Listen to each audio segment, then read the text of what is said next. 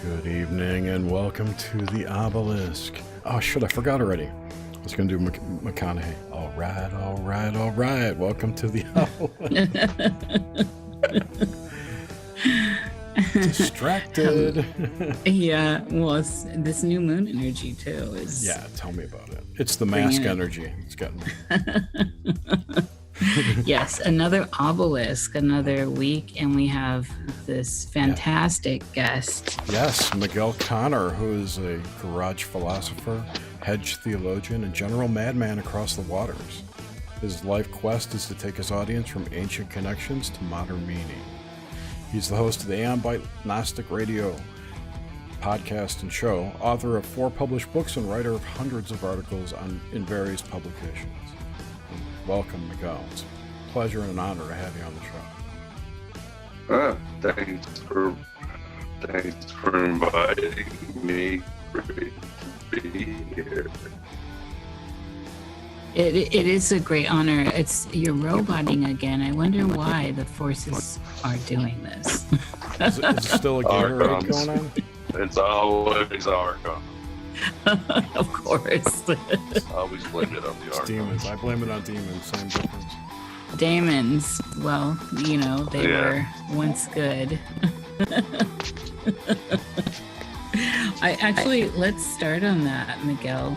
It's the idea of I kind of wanted to. I have an agenda with you this evening, of course, and of course it's a casual meandering, but there are just certain things I definitely wanted to dive deep into, and I think I kind of wanted to start with the idea of cultural cannibalism and how we are and so this kind of winds into the idea of the need and necessity for danger to propel one forward on their journey towards self-gnosis, towards resurrection, this internal idea of resurrection.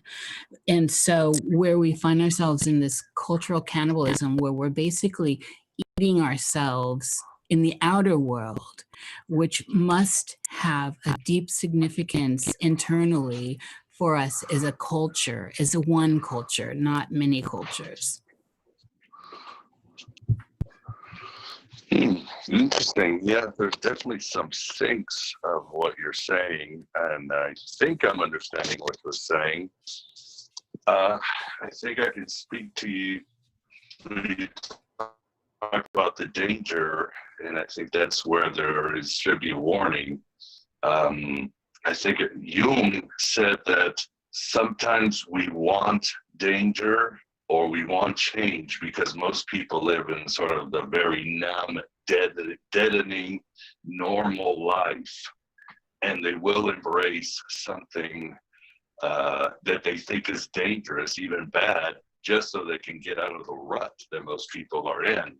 And Jung talked about how before World War II, people were just clamoring, let's go to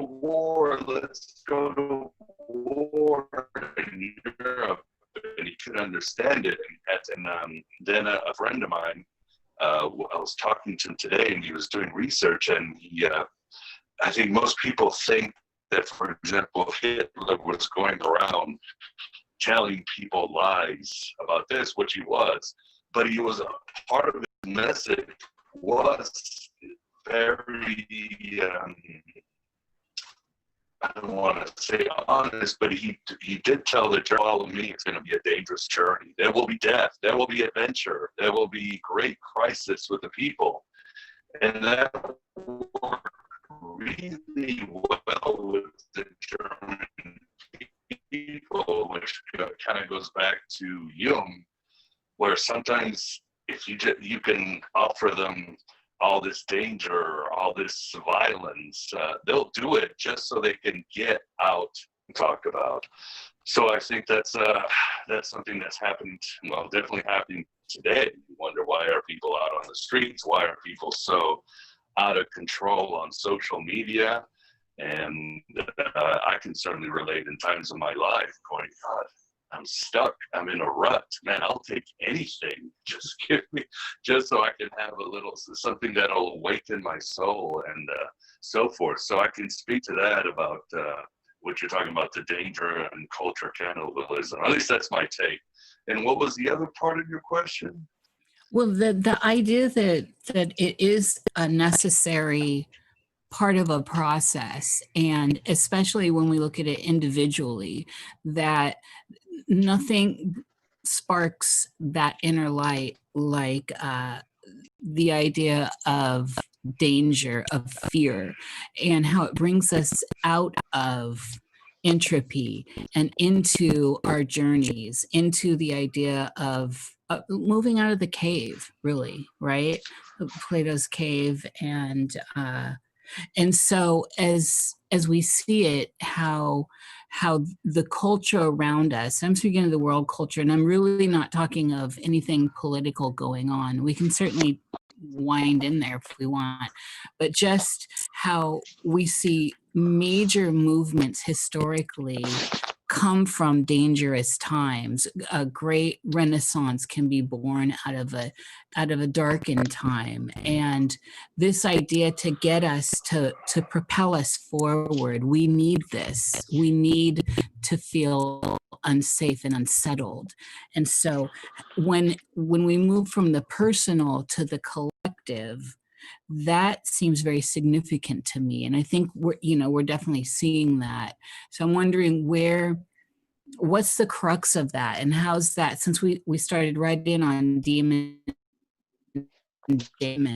and when I think of the need for danger, I also think of the gate of good and the gateway, how this is, the light is a gateway into, it may be far off down the road, where we see something way far, a maya, an illusion of a bright city, or whatever, a sparkly whatever, that leads us forward from our apparent darkness, this sentient blackness that we seem to find ourselves in at times. Is there a question in there? That's pretty, yeah, but I love it.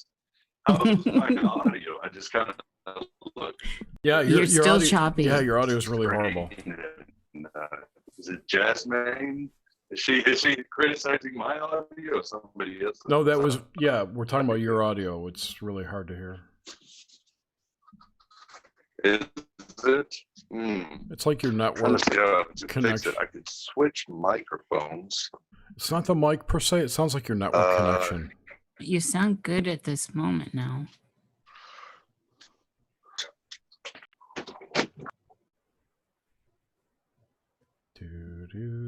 Da, da, da, da, da. So what was your question? That was like so long, I got lost in it.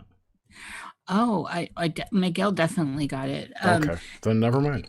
It's the idea of the necessity for needing to be pushed forward, and how we do it, how it happens individually, but when we start crossing the waters into where it's going on a collective level, and how this historically has created great movements. And are we in this right now. So the idea that the culture is eating itself, the world is eating itself right now. The lion and the eagle, right? The lion's eating the eagle, and we're trying to find a balance. Is this a time right now where we have just all collectively agreed? How did we end up Gotcha. being here?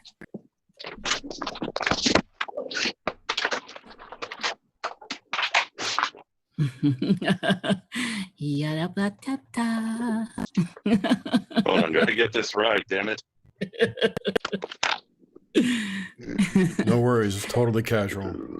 Jerry, share your dream with everyone while Miguel gets that going. You had a fantastic dream. It wasn't a dream. Well, the dream I don't remember really. It was.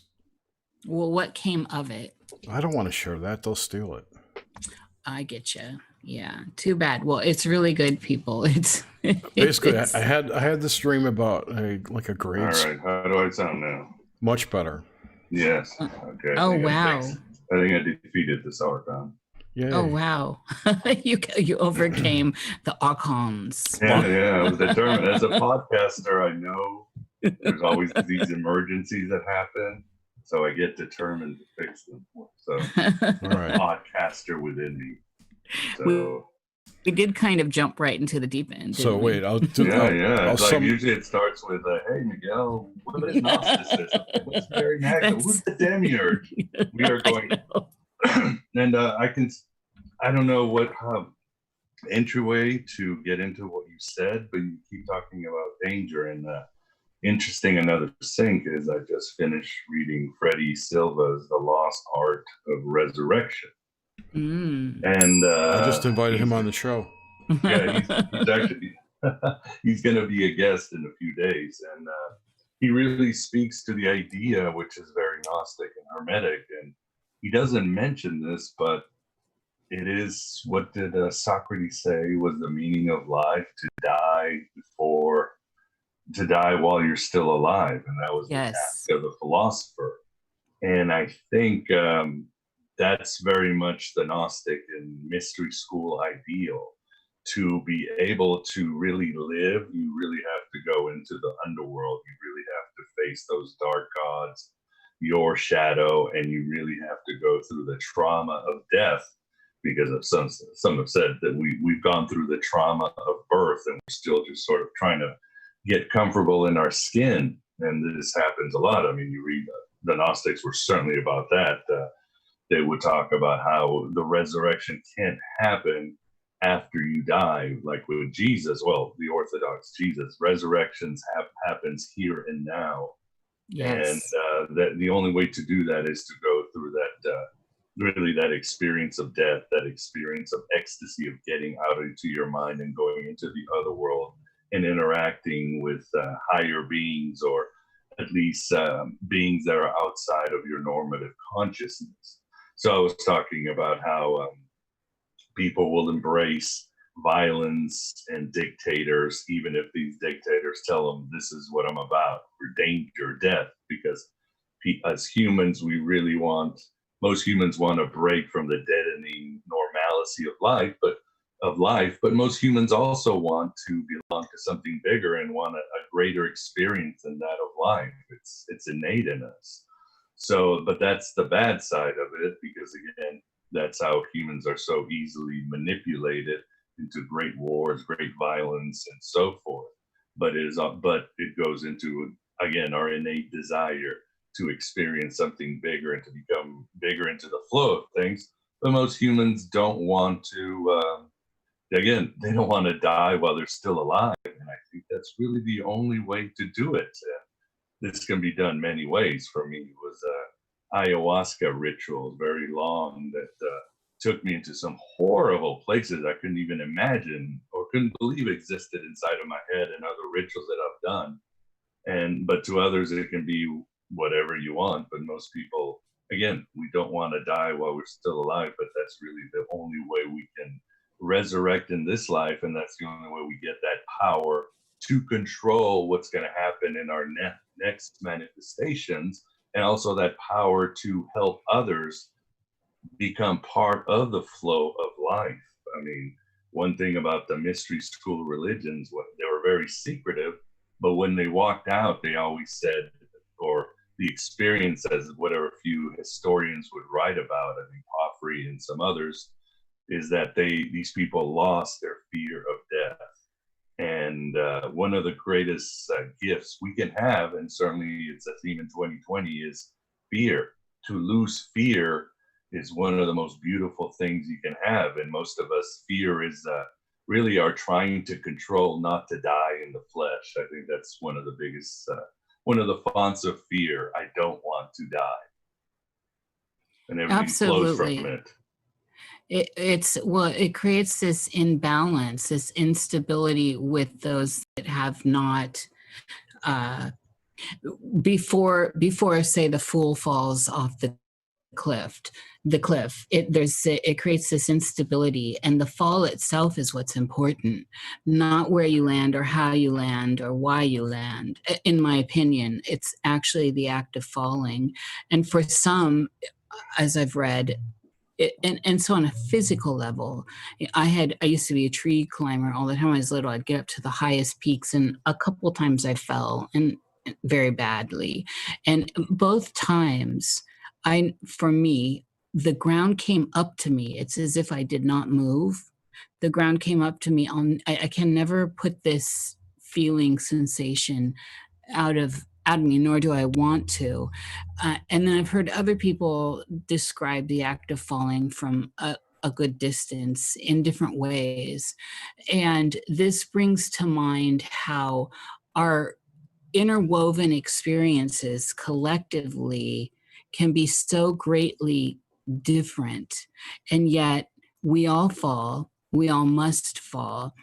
And when there's a congruence in the act of this awakening spark, which to me is the fall, we start to see something bigger. And this kind of winds back into what I was talking about with cultural cannibalism, how we are eating ourselves culturally right now as a whole on the planet, not any of these individual strains. We are becoming something new. There's an ending aspect here that certainly ties in with a lot of ideas written down before us in great tomes from the Bible on, or even before, obviously, the Nag Hammadi scripts, the Dead Sea Scrolls, it just goes on. And I'm wondering where you see, so with this, we're graced with the idea that we are facing our deaths collectively. And this is part of this newness that's happening for people that are questioning what's going on. And ultimately questioning, will I make it? Can I survive here from any number of these events that are happening? So we've become the collective serpent. How do you think we got to this point? What is the significance of this convergence right now, Miguel, that we find ourselves in this together as a whole now, rather than individually walking through the cowl of life and death? Oh, well, I'm sure most of it is just manipulation. As I say, manipulation from wickedness in high places. There's a way, if you can keep a population divided, if you can steal its memory of the past, if you can keep people in a state of trauma, yet still give them some sort of Stockholm syndrome, then it's easy to manage the chattel. And I think that's a big part of it. But of course, as somebody that admired Philip K. Dick, he always talked about, yes, there are Archons, but the one Archon we have to look at is ourselves. At the end of the day, I think people, because of fear, and again, I'm talking all our fear is because we want to control our life and not die, we will hand over a lot of our freedoms so that we won't feel this fear, but it's always there. So I think a lot of it, we have to take the blame. And Also, the truth is freedom is very painful. It's not easy to have responsibility. It's not easy to get through the day for any person. And there is a story in Eric Hoffer's great book, True Believer. If anybody gets a chance, it's like a blueprint of mind control and social engineering. And he studied it throughout history. And there's a story in there where you have, after the World War II, they asked the Nazi, why did you join the party? He said, I wanted to be free from freedom. So, I mean, life is hard, but freedom is even harder. So in this combination, it doesn't work well. And as a culture, we have lost the idea to go inward, which is the great underworld. It is the great Hades. And that's not easy, but that's where the treasure is. I mean, I can bring up Joseph Campbell. The idea of going down to slay the dragon is really the great motif of us going down into our unconscious and facing our shadow, our trauma, but also finding the treasures that are there, because our soul always will give us the answers we want. So will the divine, if we take that journey into the great darkness and let go.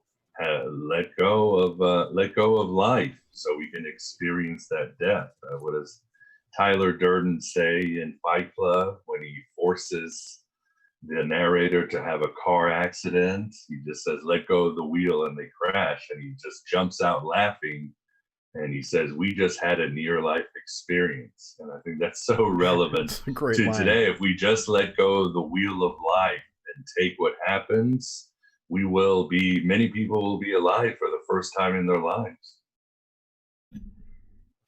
Yeah, absolutely. It's a powerful thing to let go. And of course, some people struggle with that until they're ultimately really faced with it. And then there's that whole idea of this perpetual wheel of forgetfulness. I'm wondering, you mentioned something interesting here, and the numbness, the idea of, and so I'm tying this into the idea of forgetfulness through possibly many ways. One way, of course, is reincarnation, but other ways are substances. I know that you have been sober for something like 8 years on April 1st or something like that. April Fool's Day, biggest fool in the world. It's a great day. My grandmother's birthday as well. And I was wondering, at that point, at that junction on your journey, how did you cross through this idea of self-numbing into self-awakening? Was it a conscious thing, or what was the internal process that was going on? Oh boy. Well, yeah, I mean, any addict who hits rock bottom, and what's the saying in AA? How do you know you hit rock bottom? You stop digging, because it always can get worse, believe it or not. And at the depths of my addiction, death seemed like a step up. And I think that was, hey Kat, and I think that was a turnaround. I think 1999 was my really rock bottom, but that was back when I was a cocaine addict. And the darkness was so overwhelming, and the pain was so overwhelming. And suddenly the realization, in a way, that death was a step up, did what we're supposed to do, which is simply reach out to the light and ask for help. Something that's so mundane in the world, but there is so much help out there if we are humble and honest about it. And I think with my last relapse 8 years ago, I had gone through that hell in the late 90s. My last relapse was surprise. Was on pills, Ritalin and Adderall and some of those other good shit. But I abused the hell with you, buddy. I'm right there with you. Yeah, great highs. But I think the machine, the Archons, made it even, on a side note, more insidious, because with these drugs, I was a lot more functional than I was with cocaine, so I could keep up the lie longer. And I think that's the whole point, because if you don't have, if your customers are dying, well, then there's not much to do. So some of these new second, third generation drugs are worse because they can keep you going longer. What do they call Ritalin? Coke Light? Because you don't get the horrible hallucinations and other side effects that I would get with cocaine. But either way, it was about me really getting help and understanding where to get help. And of course, those methods was simple. Go to rehab and really embrace a spiritual program. I mean, that's always the solution, is to embrace the metaphysics in a different life of service. So both ways, that's how I did. Again, ask for help. And it's something that I still struggle with, even though I think the definition of a human being, of a whole human being, is to always be asking help every day, whether it's your higher self, the angels, the gods, the saints, your friends. Ask for help at all times, even if your life is going so well, even if you're in a place of strength. Ask for help. Jerry just went through an extreme experience of this, where he, I mean, I'm not going to tell Jerry's story, but he did just go through an extreme experience of this, and I have seen profound change in him. Much more mellow. Yeah.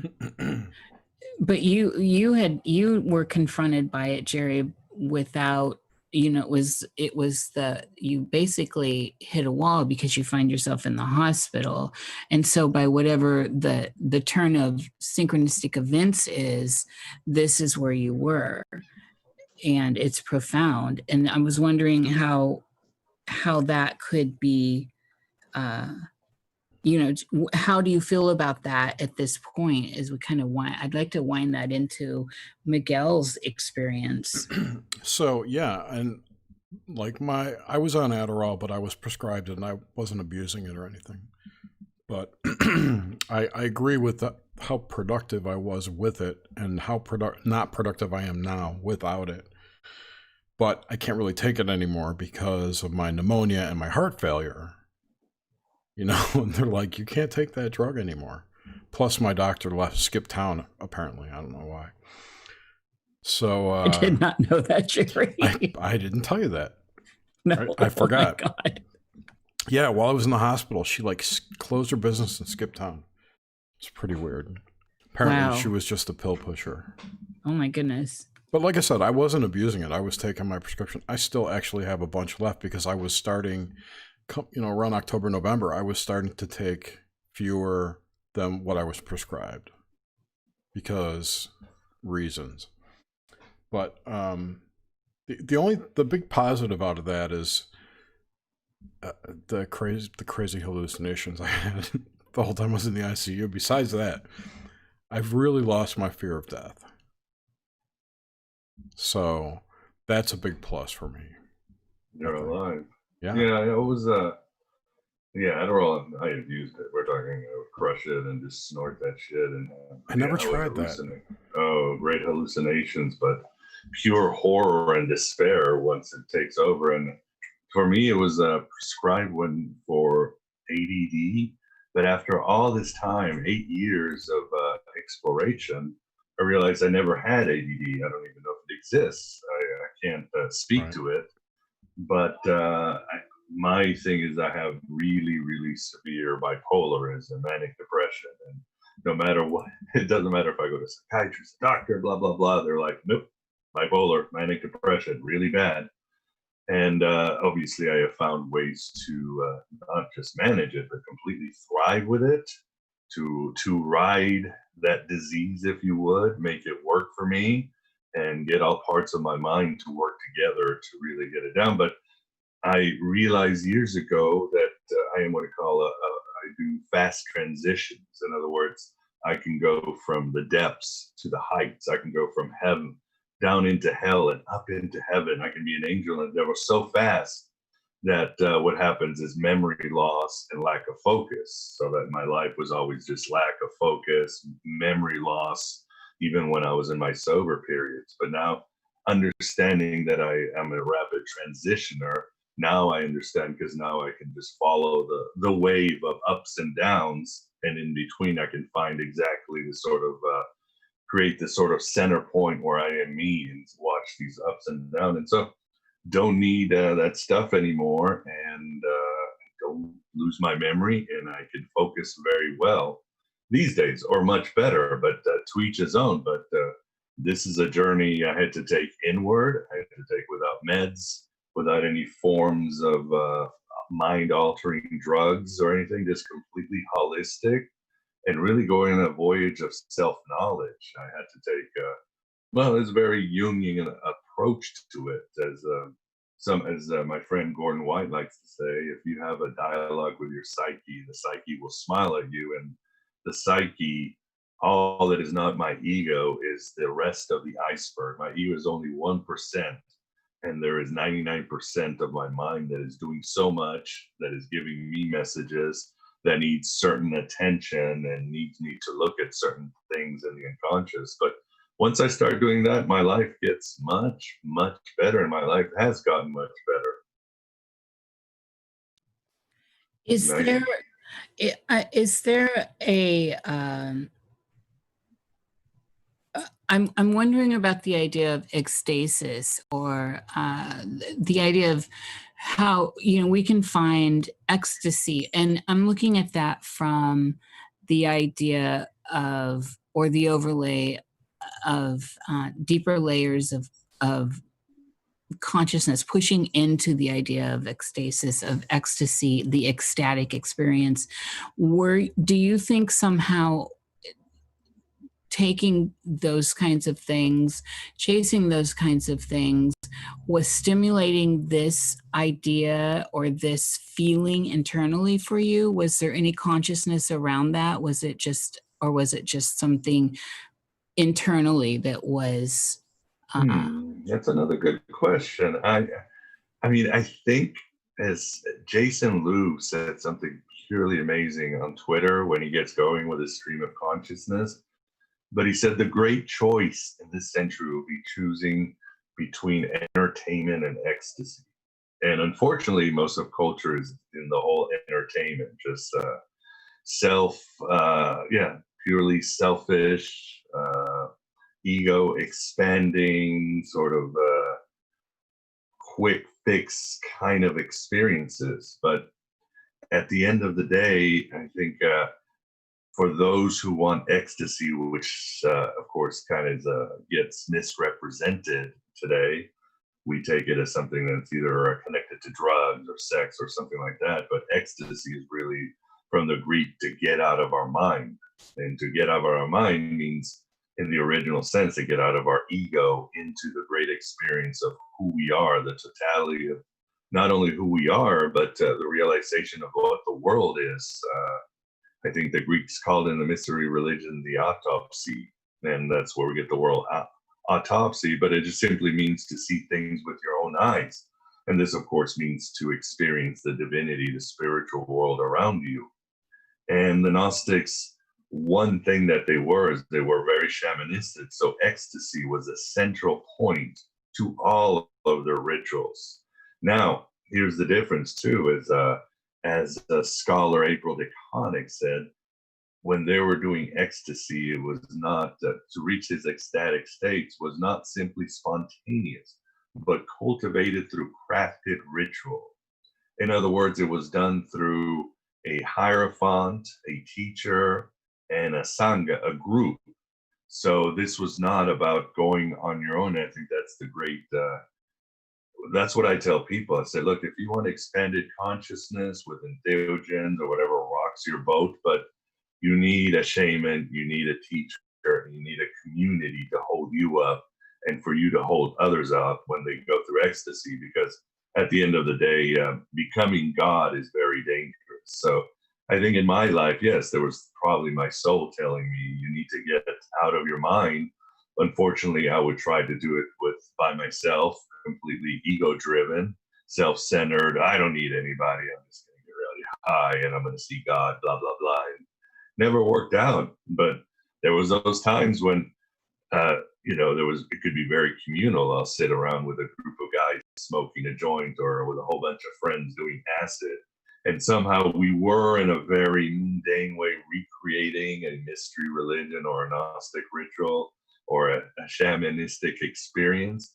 But when that happened, we were unified and we did have some wonderful experience, sometimes group hallucinations. So I think that's it. And again, I can't stress enough, you have two choices, ecstasy or entertainment. So whatever you're doing in life, ask yourself which one and go for the ecstasy. And ecstasy can be anything. I mean, I know people painting, knitting, walking their dogs. They suddenly can go into an altered state of consciousness and leave their minds. It can be whatever it is for you.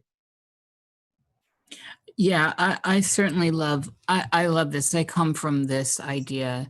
It's almost interchangeable with the idea of the muse for me with my artistic endeavors, where I find myself in that state where I've stepped aside and allow this to move within me and to move through me and around me and to be in it without the niche involved.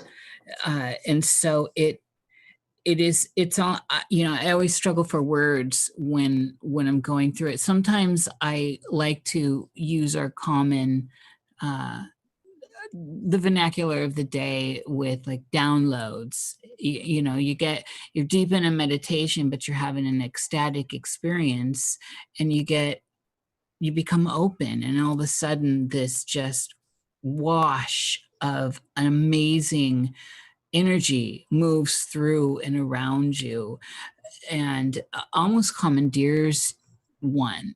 I think it can commandeer one and sweep them away. I've often wondered about those with, say, psycho disorders like schizophrenia and all that, if they have like Alice through the looking glass, and yet they're unable somehow to come back through and find a seated throne within the nowness of which we all seem to have to deal with. I'm wondering what your thoughts are on that idea of these, I hate to use the word, but disorders that the common that we find ourselves around. So those with, say, schizophrenia or deep paranoia, is there something connected there the way you view it? With the idea of ecstasy, ecstasis, and that kind of deep spiritual.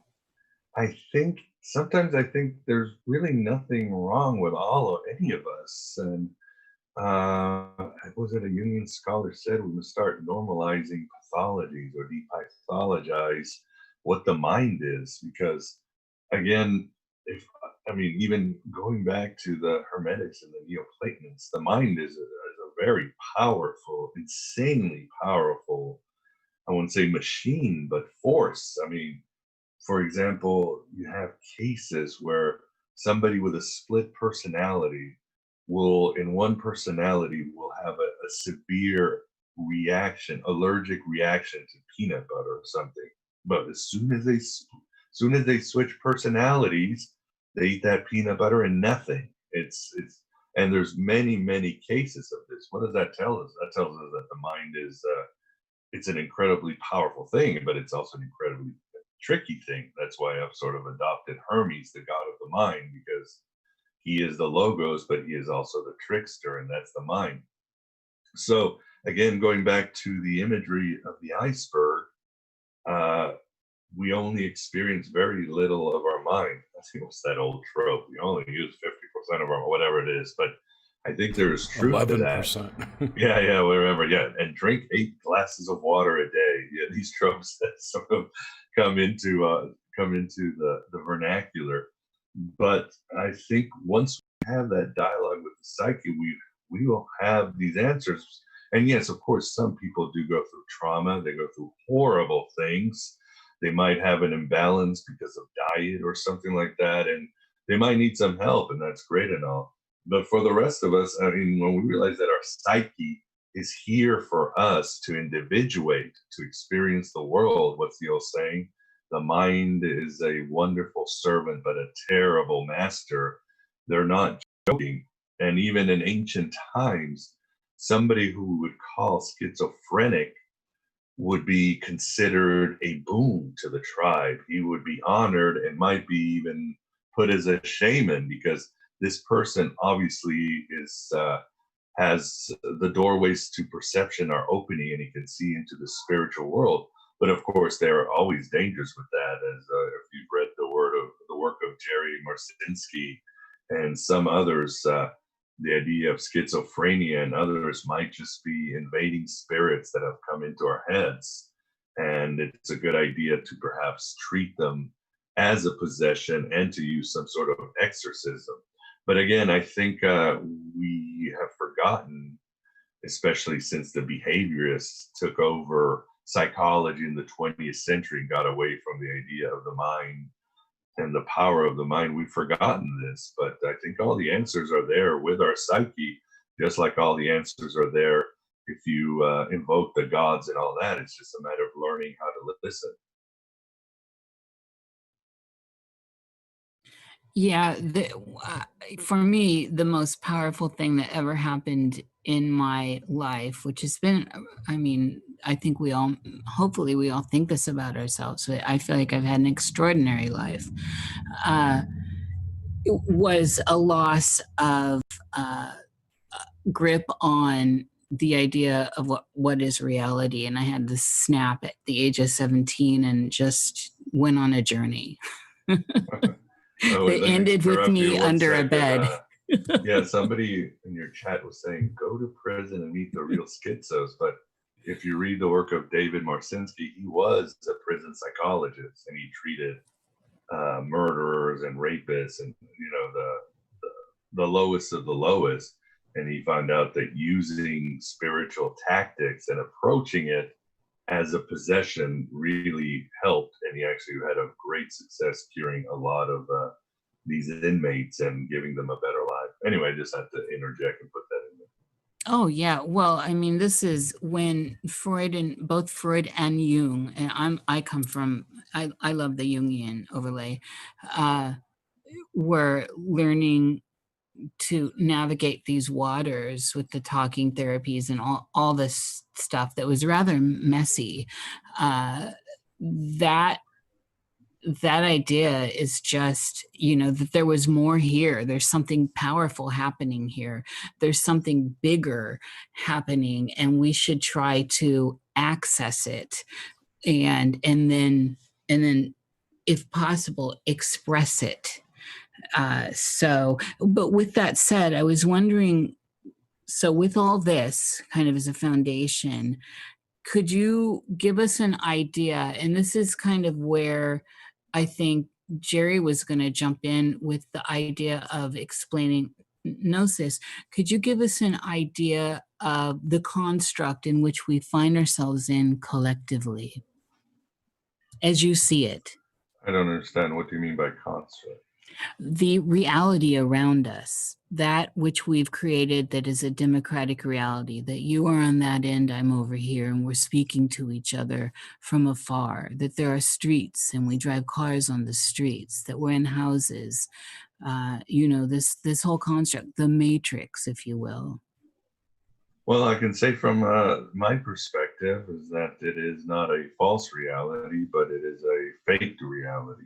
It is a construct created by other forms of consciousness to keep us trapped, to keep us asleep here, as Morpheus tells Neo in the Matrix. So, and of course, there's definitely always going to be consensus insanity with all of us believing the same thing and seeing the same thing. But yeah, I see us trapped here in this fake reality, and it's a question of how do we want to wake up, and how do we want to take the trek home, which includes taking the trek to hell.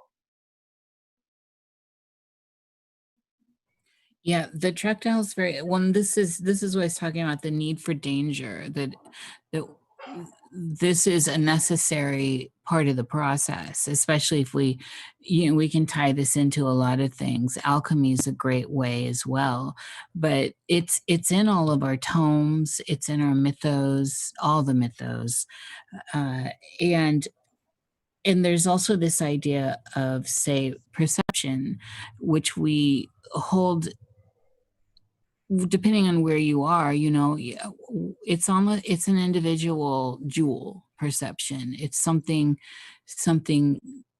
glittery and sparkly that we each possess because we're standing at a different point in this. And so I had heard you speak of you didn't call it these are my words, but the idea of the gate of the good. And I use gate a lot. I like the symbology of it.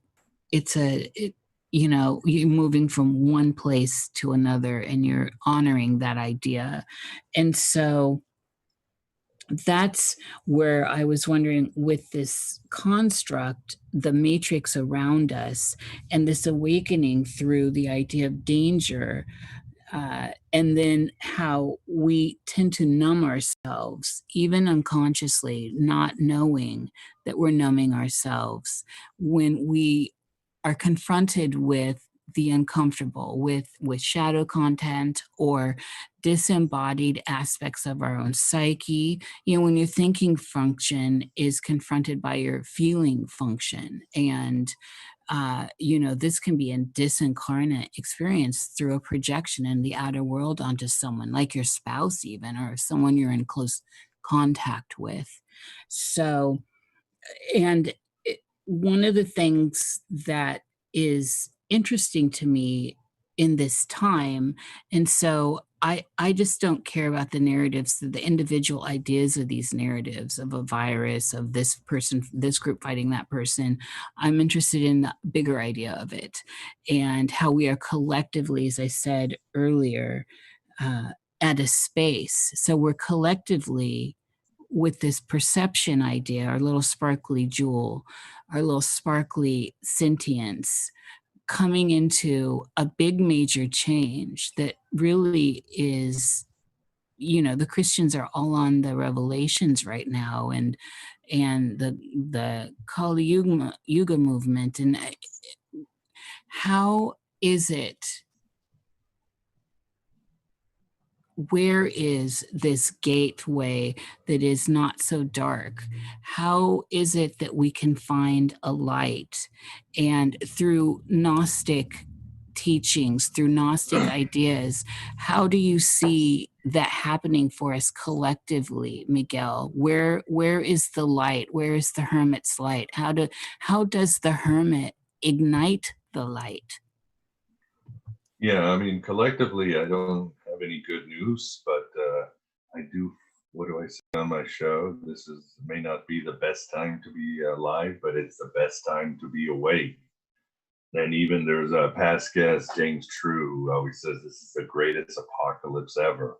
If you open your eyes, you really could see humanity, our rulers, the spiritual world just completely opening and exposing themselves like never before. But at the end of the day, the rules haven't changed, whether it's the late 60s, World War II, the invasion of the Mongols.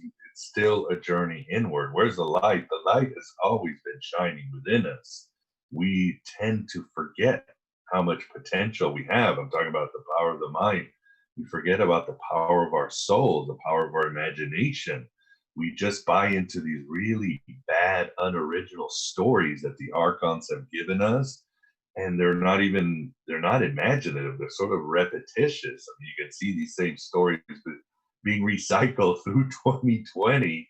And you look back and these stories are the same shit that they've been doing for thousands of years. But the power is within us. We have to fantasies or whatever really sick speculations we had or secrets that happened to us, but it's also the things that we are meant to face. I mean, I'm sure, for example, you can look into your childhood let's think of a child, and this child had a passion for drawing or had a talent for piano or was thinking about being the greatest soccer player or something like that. And that got suppressed because of life, because of the constructs of society that sort of remove our individuality and our passion.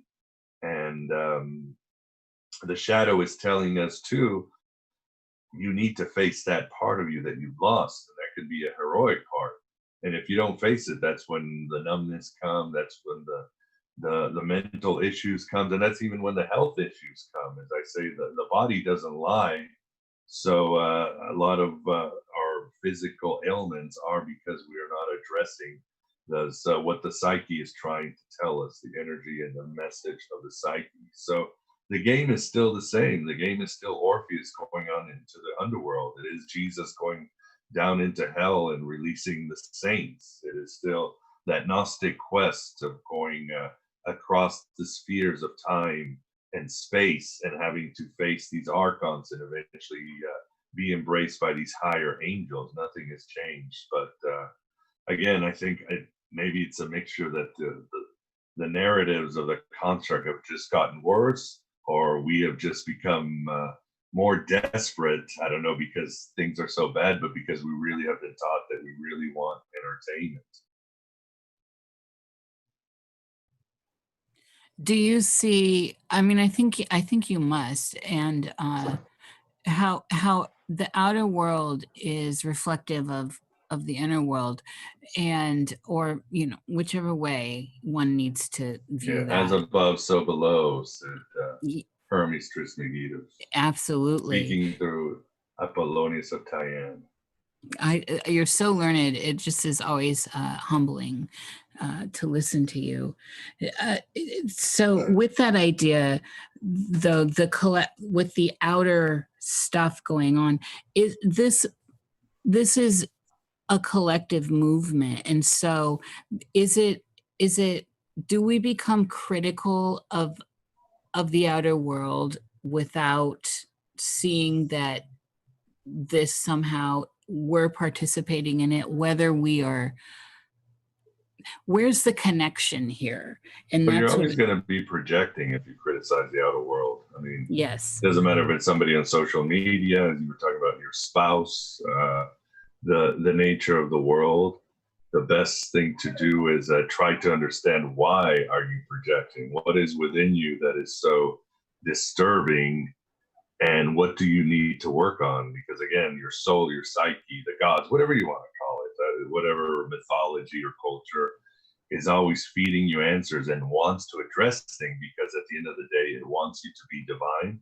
It wants you to be individuated, and it wants you to be useful. There was I remember a Buddhist priest telling me, I asked him, well, what is enlightenment? He said, oh, it's being useful.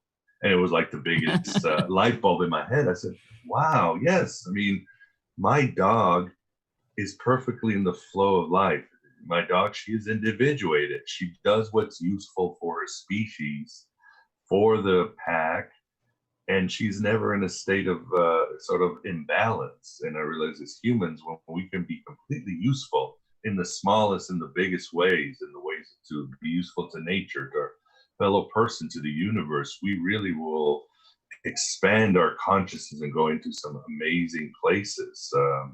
So I think I'm getting here off in a tangent. And I should say too, when you say as above, so below, you have to embrace the Hermetic idea that we are in the universe, but the universe is also in us, the macrocosm and microcosm of the Hermetics and the Gnostics. That I know it's subtle, but everything's inside of us, and we are inside of everything. And somehow we can make a connection and connect all these dots. We become one with the universe, even if we probably will never be part of the universe. I think humans are the big exception, but as Gary Lachman said, we can be the caretakers of the cosmos. Mm. It does remind me of that whole Nietzschean thing too, of the, you know, the darkness looks back. Which also I wanted to get at. I often see that as a state of sentience, the darkness itself, the void, and the idea of, you know, you look to it, it looks back at you. This is, of course, easily identified as into the Jungian idea of the shadow, right? The shadow is you. It is your darkness. Therefore, it is, of course, looking back at you and playing with you.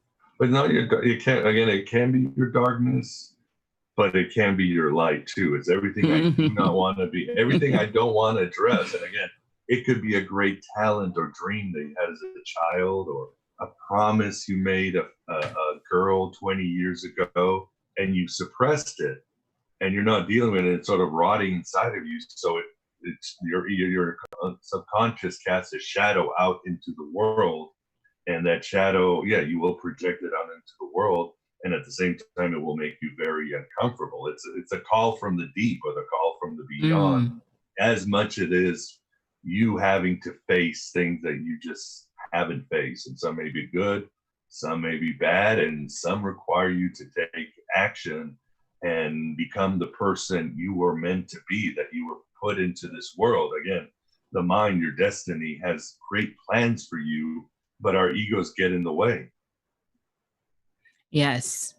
Where do you see this, with all this, the idea of freedom on an esoteric, or maybe esoteric even, they're both tied in, the idea of freedom in its greater Gnostic sense? I think, again, I keep going to Jung. I think what Jung said, free will is doing exactly what you were supposed to do. And I know it's kind of confusing, but we were put here for a sacred mission, a grand destiny. I think part of it is finding out what our authentic self is. And the other part is finding out what our authentic self was meant to be. Jung also said, when we are not conscious, we think we are trapped under the bonds of fate. But no, we're just not listening to what our destiny was meant to be. So, and we try to think, well, my destiny is whatever I want to be. And unfortunately, or fortunately, that is not true. There are powers of light moving, and we all have a role to play. And we think we get to decide what role that is, but unfortunately, that plays right into the Archons in this world, who want our ego to drive things, who want our animalistic self to drive things, who ultimately want entertainment so they can control us instead of that ecstasy. So I know it sounds kind of paradoxical, but once you realize why you were meant to be here, it's a liberating feeling, because you are with the flow of the energies of the cosmos. And what did Jung say? As far as I can discern, the purpose of existence is to kindle a light of meaning in the darkness of mere being. Most of us are just in the darkness of mere being. I think I'm a little bit better these days. I think I've found this podcast and other things that have awakened things with me, and the rituals that I take in my daily life. But I still got a long way to go, guys. No, I'm only a little. I think I got a long way to go. I think we all do. Yeah, but it's nice to have that, to be able to taste that freedom. Absolutely. So in regards to Archons, this is less philosophical, more physical. What do you have any thoughts on them being, how can I say what I want to say? Do you think the Archons are part of our psyche, or something external? Well, my answer would be yes. I know once you try to simplify things, you play right into the Archons. It's very nuanced. As I tell people, if you want simple answers, and you're going to end up living a simple life, that's not the way it is. I think it's both. I was talking about as above, so below, as inside, outside, macrocosm and microcosm, how the universe is within us and we're outside. So I think it's both. The Archons are in both places. Even in the Gnostic text, you had the different Archons who control the planetary spheres, the Archons who control different parts of the universe, different nations, but you also had Archons that controlled every part of your body, that were assigned to your body to not only create it, but also to create fate, to trap you in fate. What did this Gnostic scholar, well, this biblical scholar, Stephen Davis, said, as the material world traps our bodies, but fate traps our will. And so I think these interior archons are definitely present. And as I think I mentioned Philip K. Dick earlier in the interview, he did say there are two archons, and that's us and the archons that are outside, and both are just as real. Obviously, Philip K. Dick said some people are more archonic than others, but all of us are there. I even talked about how most of us, for some safety, to not have fear, we've given away our freedom. By giving away our freedom, we've given away our sacred duty, our heroic duty, our hero's journey. And that's something we have to get back. Yeah, I think I was married to one of those. So yeah, most people say mother-in-law, but that's a good one. Yeah, that's that too. It was a whole family of them. Double duty. What are your thoughts on the anthropomorphization of archons as aliens, or I don't want to say, like 5D controllers, whatever the narrative is, and the whole, I'm fine with that. Yeah, I mean, again, as I say, there is an other out there. In ancient times, we called them gods or angels or spirits. Maybe they are the aliens. I think we need to, obviously in our world, we sort of sell them. There's a reductionistic view of these aliens. Okay, if these beings are astral beings, they're not going to have like fire coming out of their spaceship or something like that. Right. Lasers. Yeah, we were talking, they would have the powers of the god, as Arthur C. Clarke said, where advanced technology is the same as magic. Exactly. They would be interdimensional.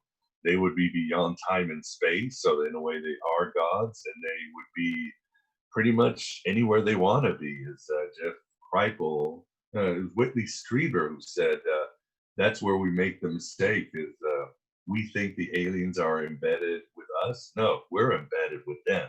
They're the ones running the show, just as the gods, ran the show. And that's going back to the psyche. There was a Jungian analyst who said, no, you don't access your psyche. The psyche access you. It's like you don't, I'm sure nothing wrong with going supplicating to gods when you're in enough pain, because it means you're at a crossroads. But for the most part, as I keep saying, it's about you just listening so that you can get, as you were saying, the download from higher worlds to tell you what your sacred duty is. I thought Strieber's pretty much gone, well, the last few things that I've heard from him, he seemed to have associated the quote-unquote other with dead spirits or the dead. I wouldn't be surprised. He's never actually said officially they are aliens or they are spirits. True. This otherness, this different forms of consciousness that manifests with various imagery, which are dependent on his past. But he's never actually committed one way or another, and I think that's a very smart move. Yeah, because he doesn't know, and nobody knows. Yeah, we got monkey brain. We're monkeys. What are we gonna know?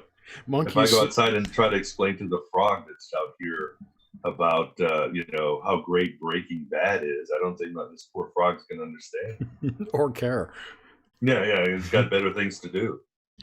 So follow-up question to that: if this other aliens, whatever archons, do you think that they are part of our collective consciousness or collective unconscious, whatever Jung called it? I think they want to trap it. Or they are mechanical, lifeless, wasted shards of reality that want what we have. The clip off. We have something. So yeah, exactly. The clip off, because we have something, that we have spirit and they are soul. So they want what we have, and they want to feed from it, and they want to keep us down. And that's definitely a very Gnostic take. I think I would just act that this is very take them very seriously and take seriously their ontological reality. It's like when I was mentioning Jerry Marcinski, and I had Dr. David Schoen, who's also he's a Jungian therapist, and he's also worked with addicts and criminals in prisons. And he was like, look, I'm not going to tell you that this spirit world is real, but when I act like it is, when I take things like spirituality, meditation, it works on patients. And that's Jerry Marcinski would say. He would get them to read certain passages from the Bible, like Psalms 23, and these patients could get better. Now, are these mind parasites or Archons real? Well, I think we're not ready yet, but it's good to know that we take them seriously and we use the right tools to fight them. All right. Someone asked in chat if you could explain the difference between soul and spirit. Oh, yes. Sync. That's where I was just going. Well, the soul is, you might say, it's a temporal thing. It's who I am. You could say it's our mind. It's all the temporalities of the mind. The spirit is what is eternal within me, that flows within me. I think, what was the analogy somebody said? The soul might be the television, and the spirit is actually the electricity or the Wi-Fi coming and giving it true life. And the soul is, it's a matter of debate. I mean, some have said the soul is not permanent and we must acquire a spirit or we will fade away. And that's certainly Gurdjieff believed that. He said immortality has to be earned. I'm here, but if I don't earn immortality, I don't get to go to the next stage of my evolution. So, so I think that would be the difference. And that's something the ancients certainly believed in. Again, the exact mechanics, what is the soul permanent and so forth, we didn't know. Does the soul need the spirit? There was many debates. I mean, we could say the spirit is, definitely our consciousness. Our soul would be this sort of a temporal personality and identity that I have right now, where the consciousness is sort of moving through. And also, somebody mentioned, it's the Khan, the Ba. The Egyptians, sorry to interrupt, but the Egyptians had like 4 levels. I mean, the Egyptians they were on a level of their own. They had the Ka, the Ba, and then the 2 other characteristics, and it was very complicated. So, would you go further into that, Miguel? Into what?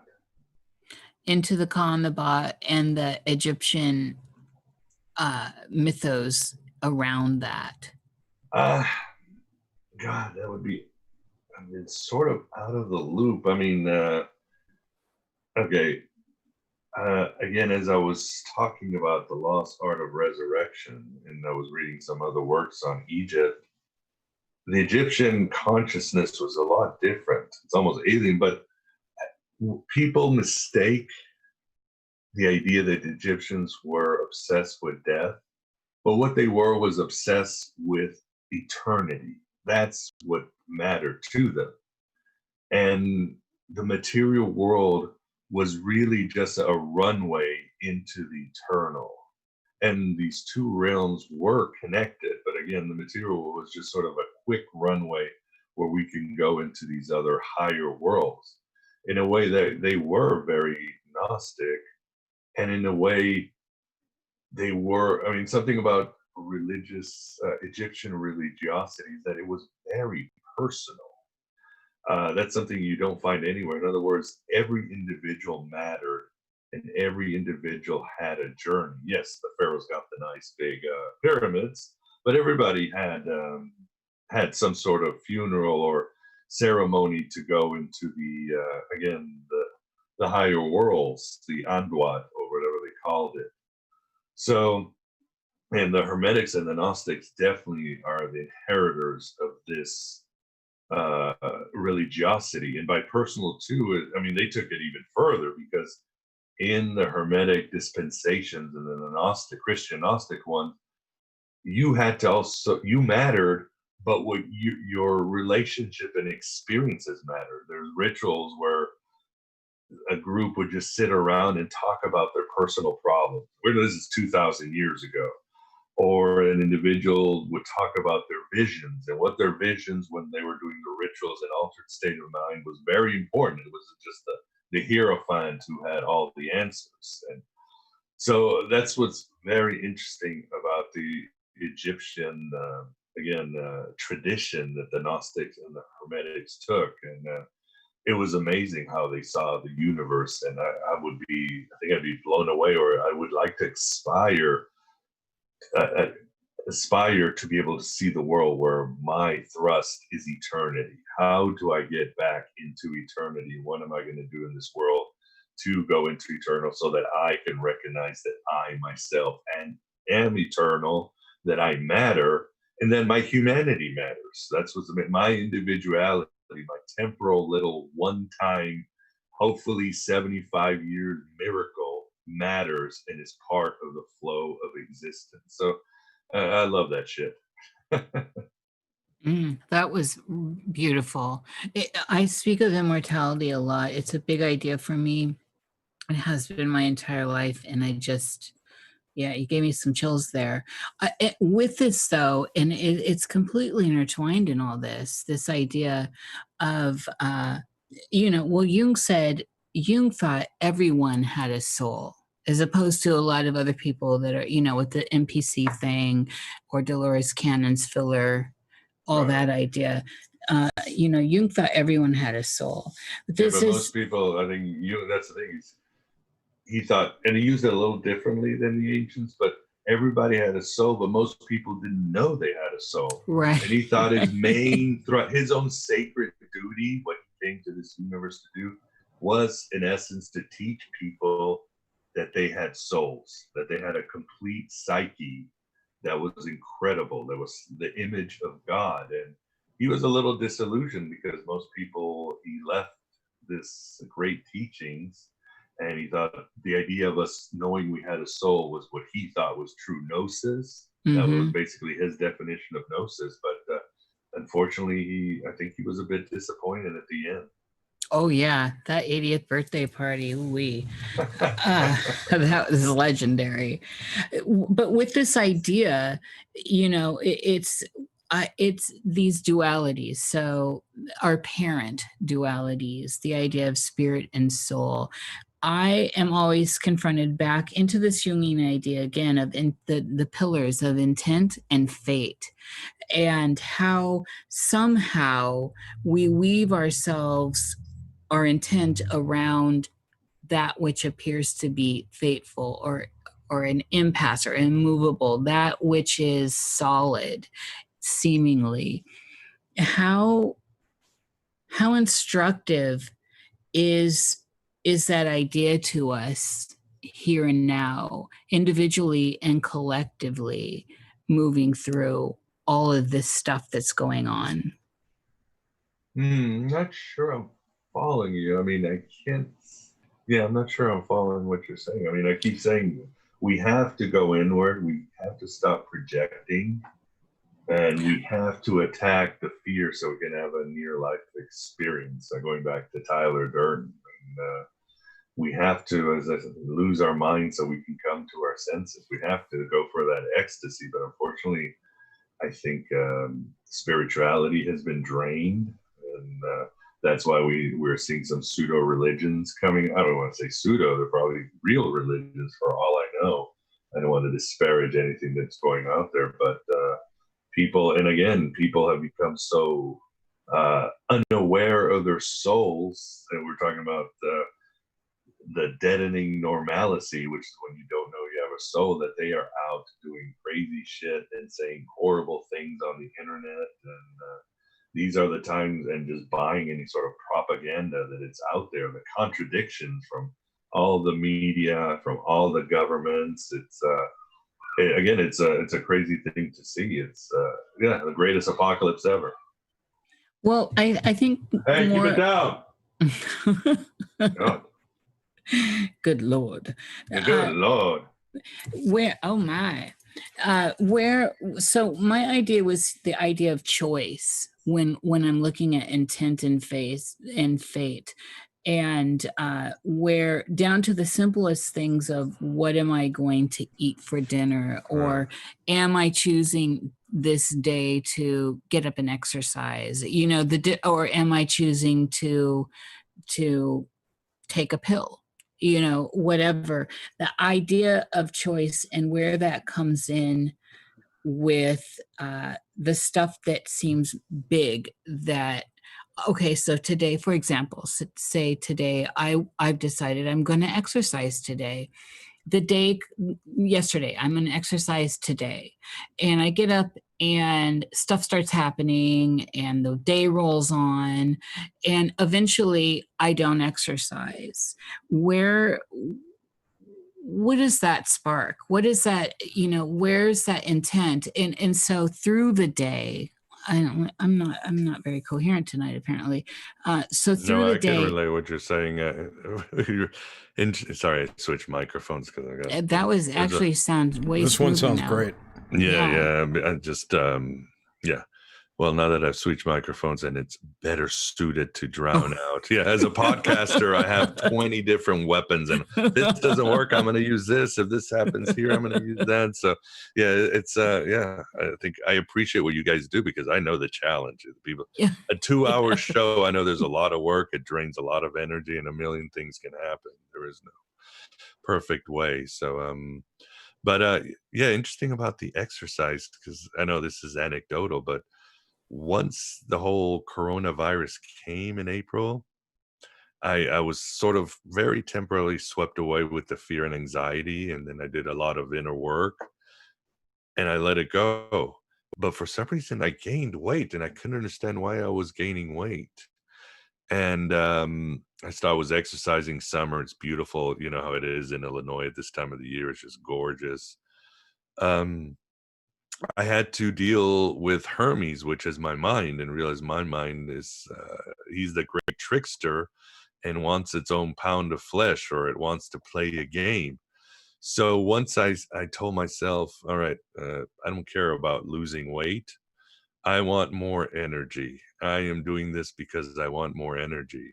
Suddenly it became very easy to exercise. And a weird thing is that the universe started working not so much against me, and the excuses started running dry. But again, if I could just trick my mind, because my mind is always tricking me, because that's what Hermes is, that's how I've won the game. And yes, I have lost weight, but the best part is I don't give a shit anymore.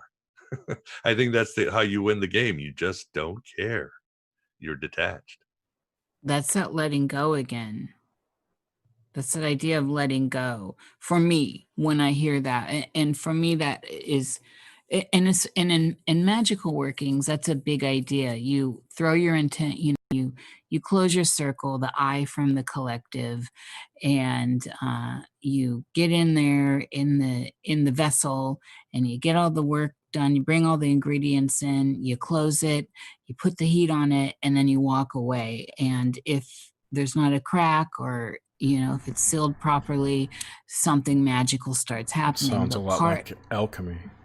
Yes, yeah, absolutely. But part of the process is actually letting go and letting it, and not obsessing over the intent that you had, and almost forgetting. And in the forgetting, you're freeing yourself. Yes, that is true. I think what the Gurdjieff was it the Gurdjieff called it the act of self-forgetting.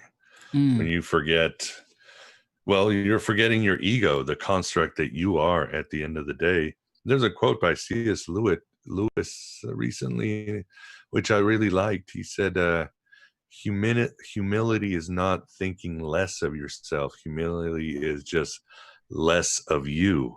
And that made perfect sense. Yeah, I mean, because when there is less of your ego, the unconscious, the spiritual energies, whatever you call them, do tend to flow better. Indeed. And even so, on the ego, how much, of course we need it. It's how we navigate the world through when it's functioning properly. It's a beautiful thing. And so where I encounter, we all encounter ego inflation or underinflated egos and the Eeyores, where do you see the balance of the ego in perfect harmony within the whole system? And this is an internal idea through the lens of gnosis. Yeah, that's, I think, one of the biggest tricks that I fell for. And it is one of my critiques of AA and some of the New Age, modern spirituality, is the idea that we have to be egoless or have a weak ego.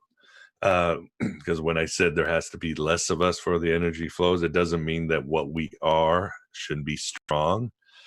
I think Jung certainly would have believed that the ego needs to be strong. Why? Because when the shadow comes out, when things like a complex rises, we have to have a strong ego to be able to take the psychic forces that are going to hit us, or else we will fold. So in the Gnostic myths, you obviously had the great myth of the demiurge, the sort of daughter, or the offspring or son of the goddess Sophia, who comes out of her and then looks at the world, takes her power, and decides he's going to control the universe. And he completely ignores the idea that Sophia, who's much more powerful, is above, or that there's this choir of Aeons who rule the heavenly realms. And he forgets, or he just doesn't care. And he does that quote from Isaiah, I am a jealous God, there is no God but me.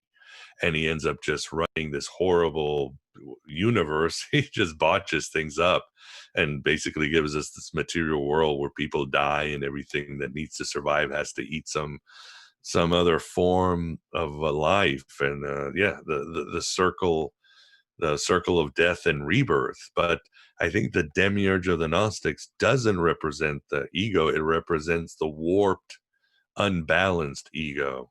And I think as many Jungians have said, the ego is simply, you think of the unconscious, or our entire psyche is just this giant form of energy out in, let's say you're out in the field.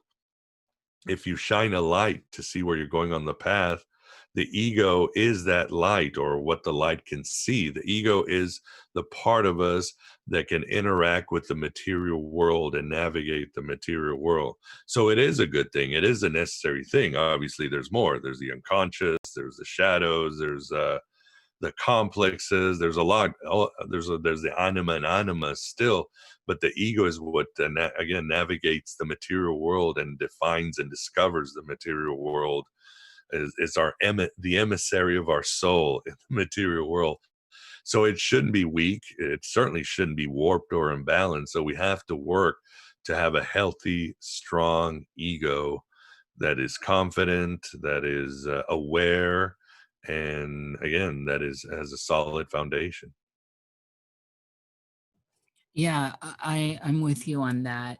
And it's often when I ponder the idea of what immortality is to me, and it's a very important idea for me.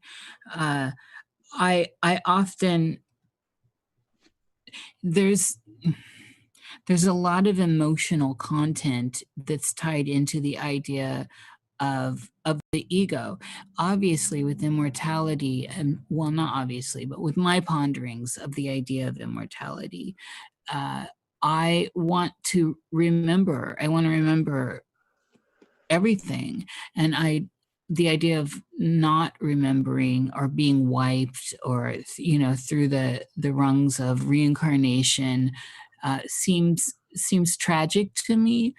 And so the idea of a well-balanced ego seems to me that it could push one further into those halls of whatever immortality really is, when we break through this construct or matrix that is a perpetual, almost like grinding mill. It's like the mill that Samson found himself on. And so wondering how do you see the idea of immortality without reincarnation.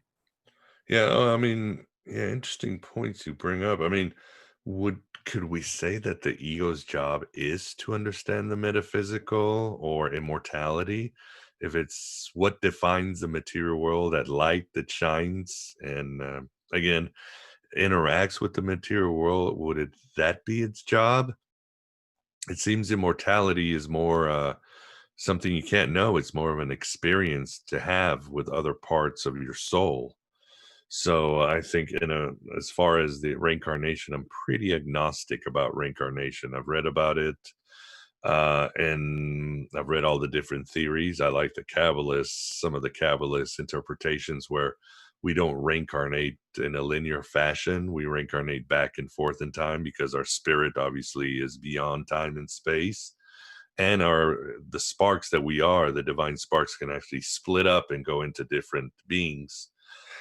Excuse me. So we can be more than one person in a different world or in a different points of history.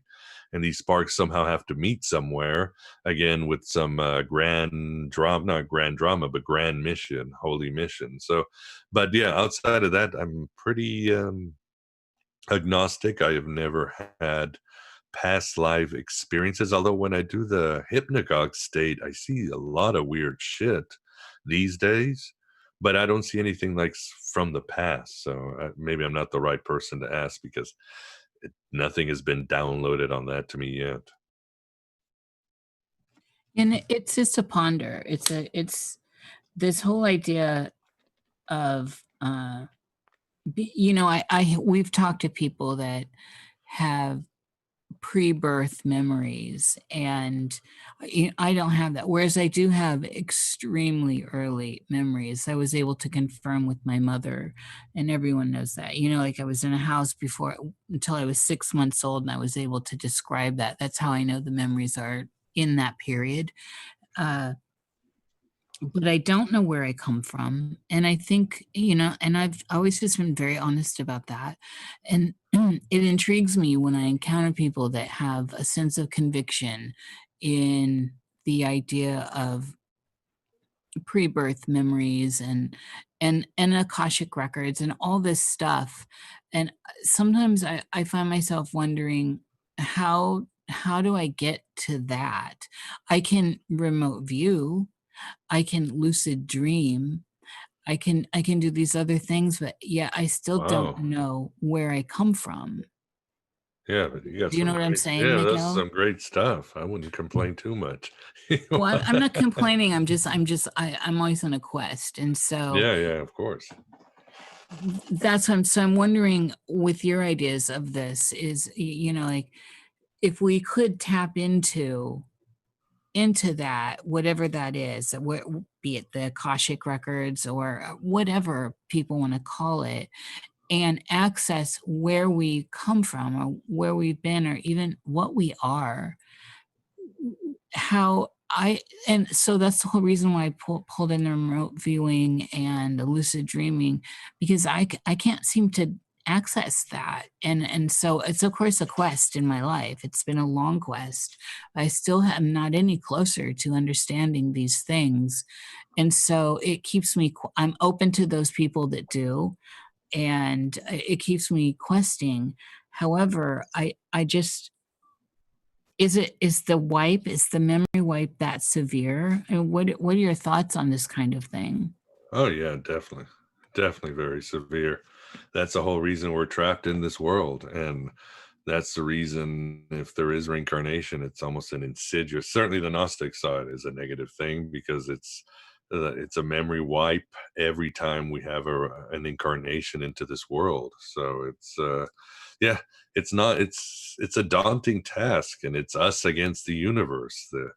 It's the values of the individual versus the supremacy of the state, and if we take that into the spiritual world, it's we have it's a long road. It's a long road. So it's but there are hints, there are flashes, and I think that's why faith is so important. I think faith gets a bad rap, but faith is simply a trust in what's going to happen and a trust of my my inner being to find its way in through the darkness, and a trust in higher powers and the ability of kindred spirits to accompany me, and a trust that everything's gonna work out fine if I just keep my eyes open. And yeah, certainly with that trust there is a patience, because I certainly want to know all the answers, although I've come to a point in my life I realize I am a human being. That's both liberating and disconcerting, because I realize my monkey brain is not, just doesn't have it. It's like I was talking about the frog outside. It's not going to understand the show Breaking Bad, but I have this trust, this faith that in whatever incarnation, which I probably already am in it outside of time and space, I have more answers to know.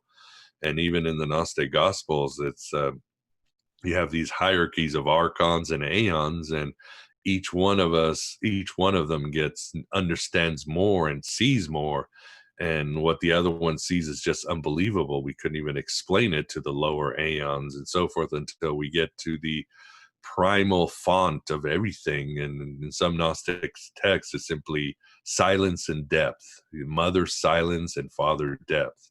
And that's it, the ultimate oneness or nothingness, the invisible spirit where everything is one and there is no more duality, and consciousness is completely undivided.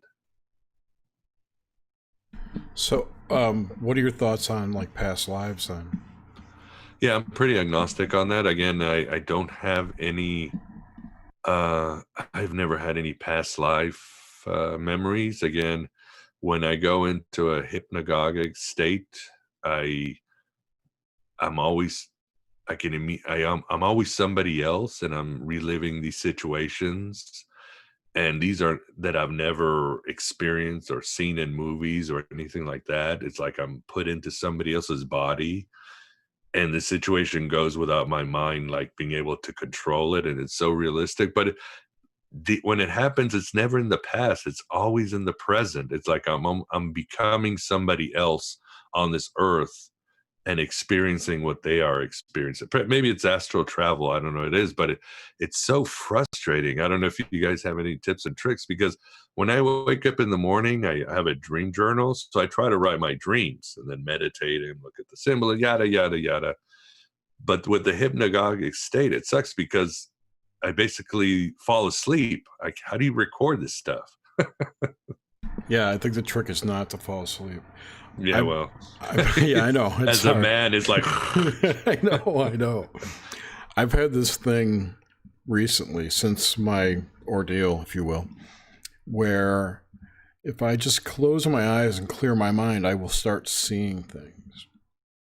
And I don't know what those things are, but once I think about it, it goes away. It's kind of hard to describe. I had one yesterday where I closed my eyes and I saw two people dancing on a table. But I only saw from the knees down and the table up, It was just like a snapshot there. I have no idea where they came from. It was nothing I was watching on TV or anything. And I wasn't asleep.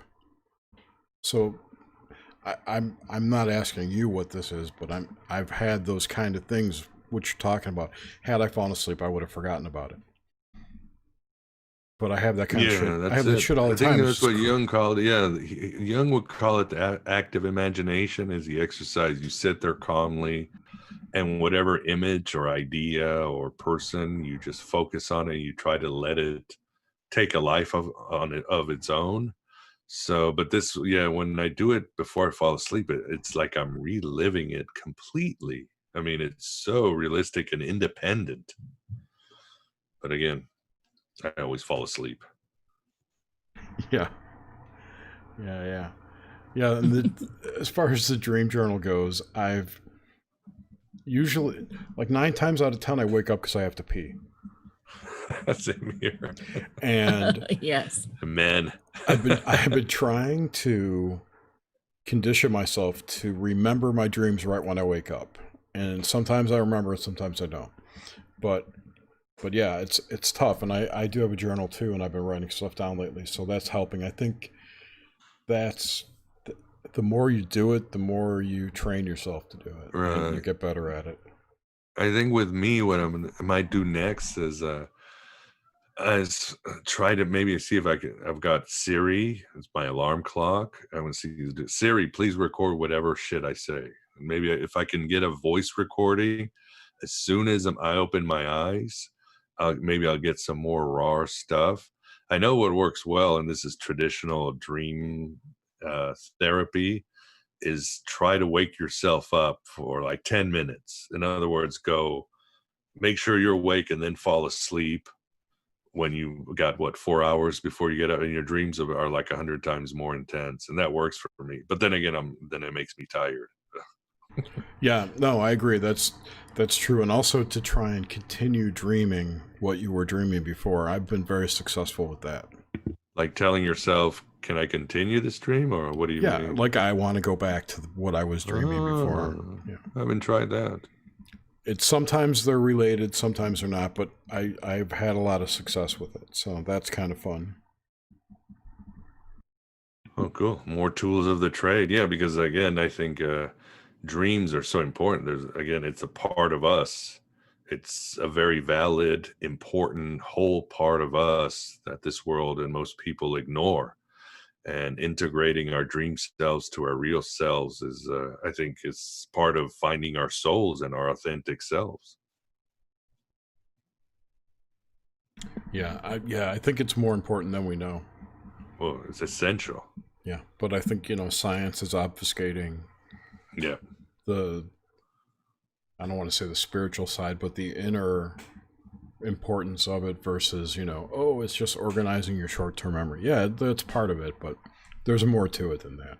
I think my personal feeling is that it's the gateway to the subconscious, to the collective consciousness. Bingo. That's it. Yeah, I've been talking about the unconscious, but yeah, there's that extra layer, which is the collective unconscious. If our unconscious is some sort of divine self, the collective unconscious is supreme divinity, the answers, the being able to touch into the archetypal world and the world of our ancestors, the imaginal world. There's so much out there. So again, I keep talking, we deny our potential. We have so much power from our mind to our unconscious and the funny thing is that the spiritual world, the collective unconscious, is rooting for each one of us, because if we all get saved, then the universe gets saved and the universe gets restored. So it's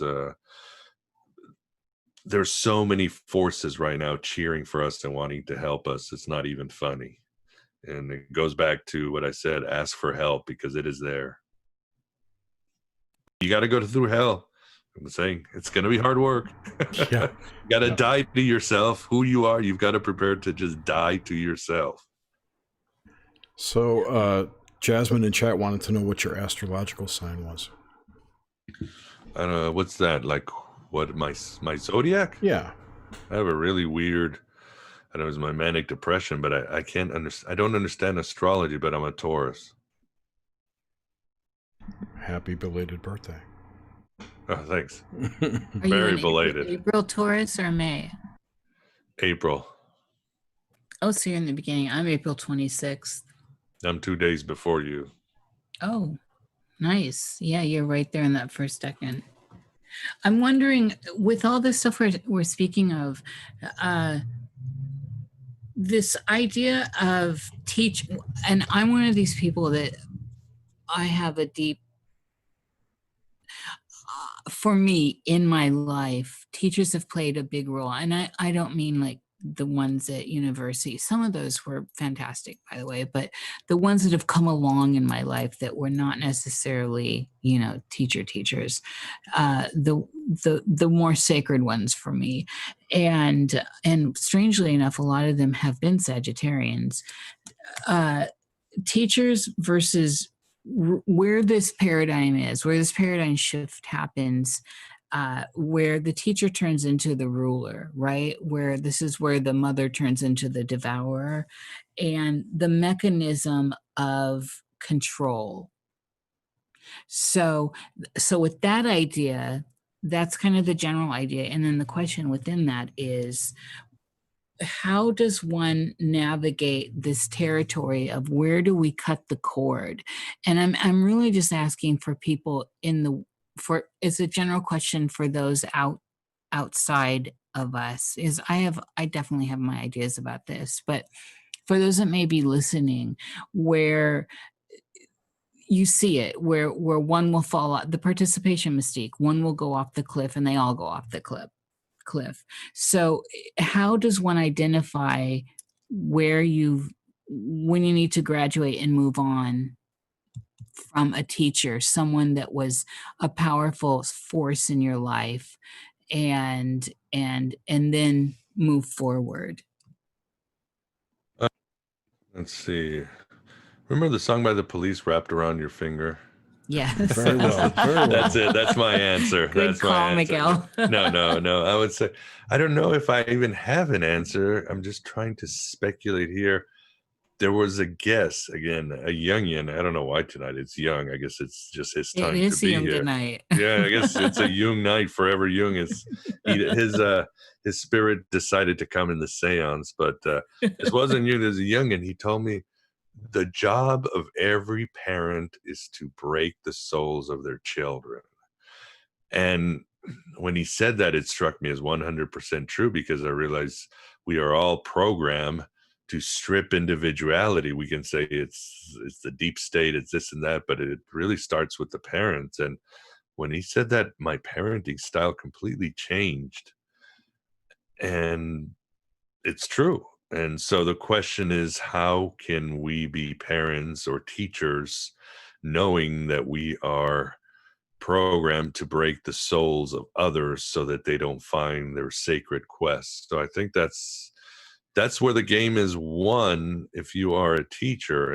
But if you are a pupil, I would say it's a simple, again, it's a matter of perspective and how you see things. I would say, what did AWOL Nation say? Kill your heroes.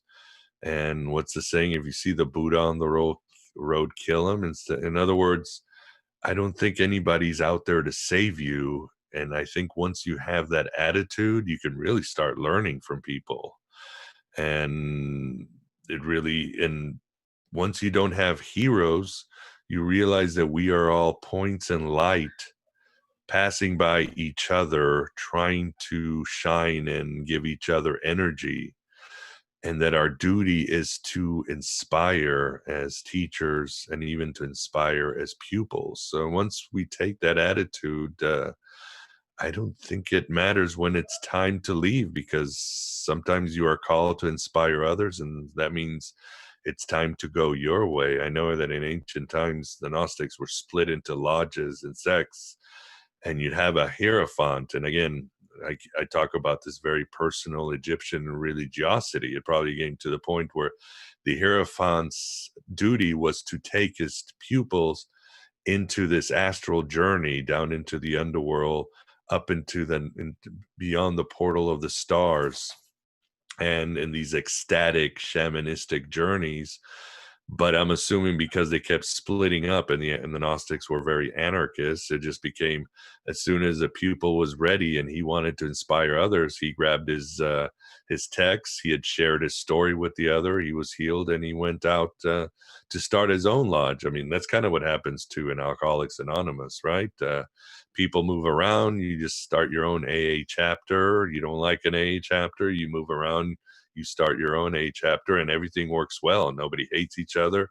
And it's all these points of light trying to help different alcoholics and drug addicts. Anarchy, yes.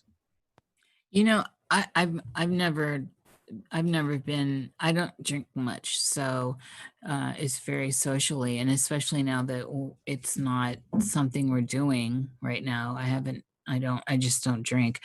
But everything I hear from AA, these little, that have really worked their way into being cliches at some point, are so powerful. I'm constantly moved by some of it. It's a cult. It is, but at the same time, as with all good cults, there's a cornerstone in there. There's a gem, right? And so, and sometimes many faceted. I just admire some of those sayings. You've brought forth a few.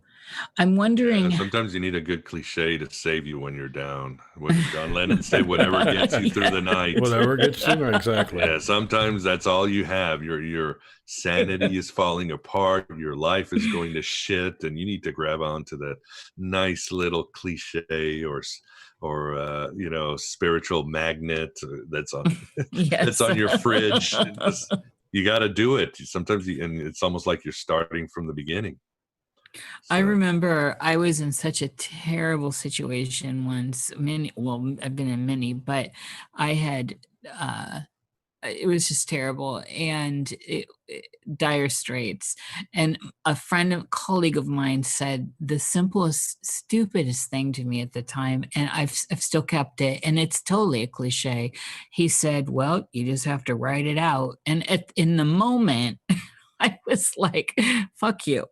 That's wise advice, and that's definitely supported by shite. Yeah, what did Winston Churchill say? Something like, when you're in hell, keep going. Mm-hmm. Simple things like, and sometimes it's when it's time. I mean, I think I see somebody's writing, when the pupil is ready, the master appears. Sometimes when you're ready, you need that cliche at a certain time. And I think also the concept that is very overlooked and is very important is the concept of the egregore. And that's, a tulpa is an egregore, but an egregore is a psychic being or energy that a group will create to protect the interests of the group and the safety of the group. It can happen in churches. It can happen dark egregores with the Nazi party. But I think AA is being very, why is it such an anarchist situation, and why does it work with its silly, I'm the first one to criticize the book is from 1930, it's full of cliches, all that, but then I realized it does create an egregore. What does Jesus say? When 3 are in my name, I am there. Jesus is an egregore. You create this psychic collective force that can be very protective and very nurturing. And for people who are recovering, who are trying not to drink or whatever, it's a lifesaver. And even further, and then I can go again, we're going back to Jung, but what most people don't know is the foundation, the spiritual foundation of A is really, Jung is behind it. And Bill W., the founder, admits it. So, but again, I think we need to, we forget even in the occult how important the egregores are. But once you start studying egregores, you can really see how they shift and how they look good. Like most people are looking at BLM and they're going, well, it's political, it's social. I'm looking at it as more from an egregore stance and saying, trying to see how the egregore is going to move through this organization. Is it helping this people? Is it going to destroy? What's it good? I'm looking at it more from an occult stand, and it's definitely very helpful to see the big picture of things. Yeah, you were just reminding me of my question I wanted to ask. Speaking of the occult, do you have any magical practices or any particular tradition that you use? If so,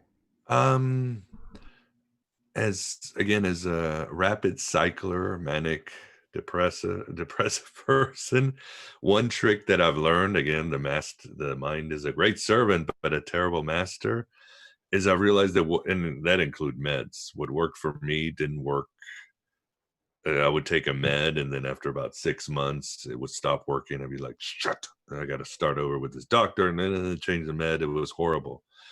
So I also know we live in the world of the Archons, the illusion of the demiurge. So I know that one of the greatest tricks is that they're gonna switch things around or make sure that what worked once is gonna stop working. So I always try to stay one step ahead of the Archons and the world and my own alleged or quote unquote mental disease by always shifting things. But as far as the occult, again, these days it's let's see, what do I do these days? Meditation. I do the I Ching. I do like a little sigil magic when I need it. Dream journaling and hypnagogic states. And there's a couple of others that I do whenever I can go. I really miss going to church. I love any sort of religious service. because I can make my own myth. Like the Gnostics, I interpret Catholic service or going to synagogue. I reinterpret it. What did Campbell say? Religion is just reenacting the myth. Yes. So I like to get into the myth and twist it around to give it a Gnostic or a personal slant. And again, I love the egregores. I love when people are there and there's hymns and there's candles. I mean, you can feel that energy flowing. And if you can grab onto that energy, you will have an amazing awakening and comforting experiences. So that's what I do today. But ask me in a month and I will change things around, because I know how this world is and I know how my mind is. So you could say Yahweh is an egregore. Yes, you could say that too. Yeah. Mm-hmm. But again, and again, it's subtle, because sometimes I even talk to Mark Stavish, who wrote this incredible book, Egregores. We're just talking about it in chat. Book. Yeah, and I was talking about, well, what about the idea of Neil Gaiman's American Gods? You have this spirit or this mind thought, and all of a sudden, if that mind thought or that crack in reality gets enough attention, it gets personified and it becomes very real, and it becomes immortal too. Even after it stops being worship, it'll still linger as this little egregore or thought form or lost spirit or a hungry ghost. So then there's that other dimension too, is how much power do we give these egregores? When do they become independent? Perhaps they existed even before humanity, as just sort of a Kelipoth, wasted shards of reality that are looking for some sort of attention, hunger. What we give attention to, we give our souls to, we give our energy to, and we give our spirits to, and can become very powerful. And we see that with great movements in history. So I would give your energy to your authentic self. I think that's the focus, to your higher self, not so much to all these governments and religions and causes out there right now. They're false gods. Yeah, but there can be very powerful gods too. This is true. They're well fed. Crush us. Did you see the American Gods TV show? Oh, it was dreadful. Ugh. It's like, it was one of the best casts. It's like how I imagine in my head each character would look, and they got it, but my God, it was terrible. Ugh. Unlike Westworld, which is amazing. To each his own, man. The last season was okay. Westworld is amazing. Absolutely. And that's a great Gnostic gospel right there. Yeah, very much Westworld? So. Oh, yeah. It is completely Gnostic. Yeah. Well, that's all I see in it. And that's why I find it just so utterly amazing. I think it's one of the best things I've seen come forth, as far as if you're looking with those eyes. Oh, I agree. Definitely season 1, season 2, episode 8 with LaCoya. Yes. That was incredible. One of my favorite all-time TV episodes. Oh my God, it was transformative. I have not seen season 3 though, so I can say that. Yeah, there's a big drop off. But was that episode 8 the one where they went through to the new land, or was that the last episode? No, it's the one where the Native American, the LaCoya, he awakens. Mm-hmm. And he understands that there's many worlds. I mean, it's just so symbolically beautiful. And his story is just so inspirational and beautiful.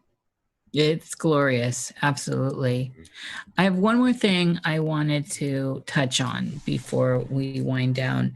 And this is something very sacred to me. I wasn't raised with any religion. And so like you, I can, although you were, but I can really pull up to anything and throw my own eyes on it and get something from it.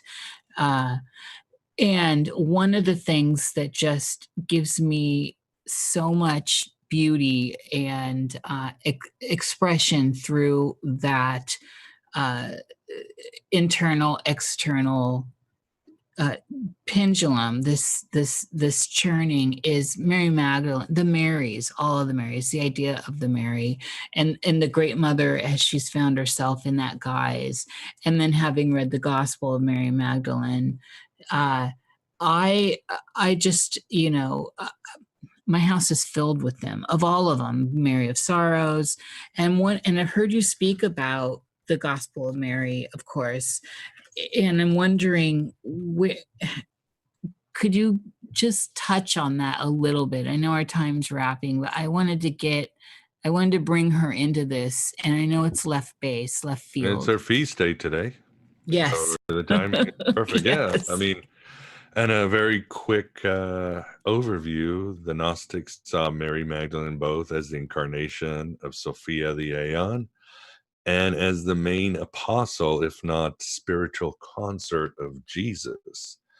And we can see by the Gospel of Mary, if you named a gospel in those days after somebody, that person was not only important, but there was probably a whole community around that individual. So Mary is very, very important in the Gnostic dispensation. In the Gospel of Mary, we have part of it that's missing, but you basically have Mary, who in many of the Gospels is always the favorite of Jesus, and she is explaining some of the visions of Jesus. This is after he is captured and killed. And these visions that Mary explains is sort of these, again, astral flights through the heavens where you have to basically encounter these archons who, well, they're sort of oddly named after things like wrath and envy, aspects or defects of the personality. But you take these flights, again, as above, so below, as inside, as outside, and how you can get into the transcendent realms. And there's a lot, even though we are missing part of the Gospel of Mary. I have a good translation in my website, thegodabovegod.com, if somebody wants to take a look at it. And it's actually a reconstruction that scholar Robert Price did. He reconstructed the missing parts, so it gives you the entire map of the astral worlds and so forth. But there's a lot of good quotes. I think one of my favorites is, it's Jesus or Mary saying, there is no sin, only what you have made it in your mind. And then Mary says something like, where the mind is, there is treasure. And this goes back to the Hermes and the mind and the trickster, and how they saw, obviously, that they were talking about the concept of the nous, which is sort of the top part of our mind, which leads into the greater worlds and all the answers, which was a very important concept back then.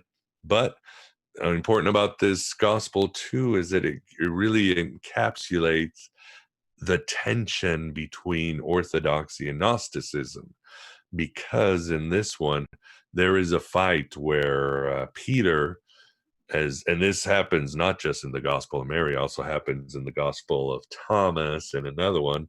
Peter gets jealous and starts basically trying to bully Mary, and another apostle, I forget which apostle, has to come and get in between them, and they sort of argue, and Mary's very despondent because Jesus has just given them the secrets to astral travel and salvation and enlightenment. And Peter's more concerned that he doesn't have he's not higher up in the pecking order, and he makes these sort of slurs because she is a woman and all that. And sort of a microcosm of what would happen with the early church and the split and the eventual, of course, eradication of the Gnostics. So good gospel. And Mary appears in a lot of other Gnostic gospels: Pistis Sophia, Dialogue of the Savior, Gospel of Philip. And again, she's always a very enlightened. She's always usually the one that gets gnosis. I think Jesus in Dialogue of the Savior says she calls Mary the woman who understood the all. She's the one who understands the mysteries of the cosmos. And again, she has a very prominent role in all of these Gnostic gospels and again, she's an avatar of the higher divine feminine, if you would. Like the veiled Isis. Yeah. Do you think there's any significance to the statue beheading of Mary and Jesus that happened recently? I haven't heard anything, but I didn't know was it a statue of Mary too who got beheaded? I'm pretty sure. I'd have to verify. It was. I actually wasn't aware of this, Jared. It was defaced, I thought. Well, that's not very Me Too. What's going on here? No, I know. Yeah, it was in Chattanooga last week. Oh my. It's funny. I have, as I said, I have Marys everywhere here. I have one that's facing, I have a Sekhmet here and I have Boss and all this other stuff too. But out, I have a 5-foot concrete Mary, and at some point somebody shot at it. I'm not even in a town like that, and somebody shot at it. I thought, how rude. Like, really, seriously, how? And I'm the scary witch in town, so it's just interesting that of all houses, that some of these people that are terrified of me, that they would shoot up my Mary. So all right, I got one more question from the audience, and then we can let you go. I need a cigarette. Yeah, sorry. last question, and we'll be done. Can you give an example of one of your favorite pieces of timeless advice which might help someone looking to find gnosis or self-knowledge? Timeless advice. God, and again, that changes. I mean, I would say have an experience. Again, I mentioned ecstasy and entertainment. You got to find what brings you ecstasy, and you got to embrace it and make it the most important thing in your world. Because, as Mary Magdalene says, where the mind is, there is treasure, and that's your higher mind.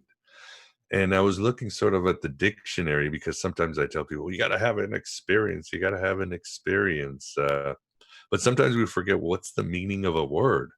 So I simply looked at the meaning of experience in the dictionary, and its definitions: a particular instance of personally encountering or undergoing something. Now that seems pretty mundane, but then it hit me, what's the key word there? Personally. Because at the end of the day, or at the beginning of the day, unfortunately, after my dream world vanishes, I'm basically a programmed host from Westworld. We all are. What am I going to look at the news? What am I going to wear today? Oh my God, I'm worried about the bills. Oh my God, I got to drive the car. And you realize this is all just robotic bullshit. This is not me. This is not personal.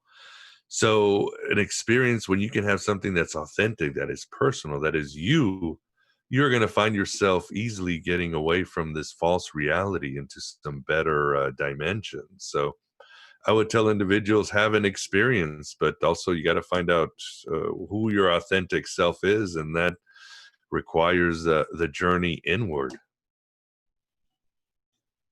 Great, thank you so much. Mm-hmm. So, do you have anything you'd like to plug, your show or upcoming works or anything? Yeah, I'd say just go to my website, thegodabovegod.com, or type in Aeon Byte Gnostic Radio as I call it. And if you go to my page, there's all my social media channels, YouTube, books, articles, mailing list, how to contact me. Just go there and look around, and if you need anything, let me know. And I've put all those links in the show description and the show notes, so you can find them there. Thank you, Miguel. This was a great honor and a fantastic interaction. Yes, thank you very so much. much. Appreciate it. Oh, thank you. Enjoyed it. And I guess let's see if we create the Jung egregore between the three of us. Yes. Protect us from evil. We need Laura London. Yeah, yes, love Laura. We do too. She's looking forward to listening to this if she's not already. So, hey, Laura, how you doing? Yeah. Anyway, We thank love you so much, Miguel. It was a pleasure having you on the show. And thank you, everyone who's listening. And next week, we'll be back to Inox Mente with special guest Freeman Fly from the Free Zone podcast. Ooh. Goodness. I'm looking forward to that. So, anyway, everyone, you have a great night. We'll talk to you later, and be well.